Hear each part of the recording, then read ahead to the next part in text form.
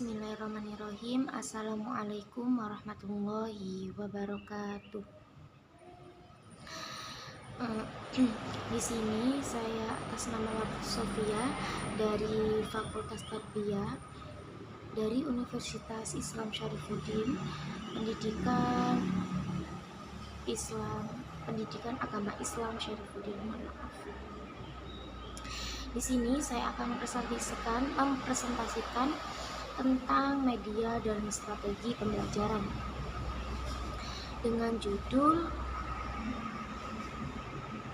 saya akan menjelaskan tentang 6 metode pembelajaran. Yang pertama yaitu problem based learning atau PBL. Pengertian dari problem based learning ini yaitu metode pembelajaran yang menggunakan masalah nyata sebagai titik awal pembelajaran, memungkinkan siswa mengembangkan kemampuan berpikir kritis dan memecahkan masalah. Dalam contoh yaitu siswa harus menganalisis data, mengidentifikasi penyebab dan menyajikan rekomendasi. Seperti contohnya siswa diberi kasus nyata tentang banjir di kota. Siswa harus menganalisis data tersebut dan mengidentifikasinya dari penyebab banjir tersebut. Yang kedua yaitu problem based learning.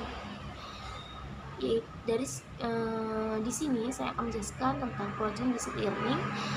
Dari pengertian di sini, project based learning yaitu metode pembelajaran yang melibatkan siswa dalam proyek nyata dan bermakna mengembangkan kemampuan kritis dan kreatif dan kerjasama. Contohnya yaitu siswa membuat proyek pembuatan aplikasi edukatif untuk anak-anak.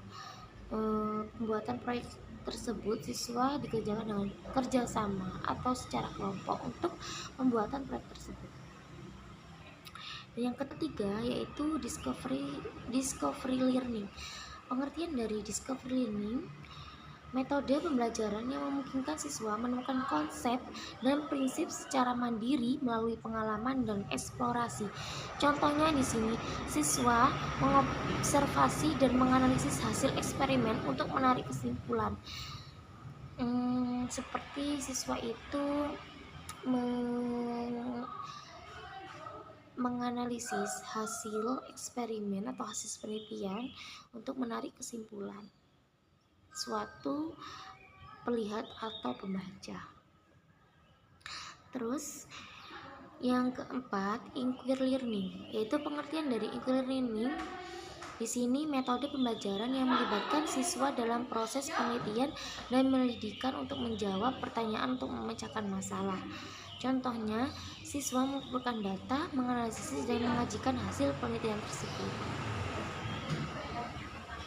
Dan yang kelima, comparative learning, yaitu pengertiannya metode pembelajaran yang melibatkan siswa bekerja sama dalam kelompok untuk mencapai tujuan bersama. Contohnya yaitu siswa berbagi peran, tanggung jawab, dan kemampuan untuk mencapai hasil optimal. Dan yang keenam, contextual teaching and learning atau CTL, yaitu pengertian dari ini pendekatan pembelajaran yang menghubungkan materi perkelompokan konteks nyata siswa. Contohnya di sini menggunakan contoh kasus bisnis lokal untuk menjelaskan konsep ekonomi.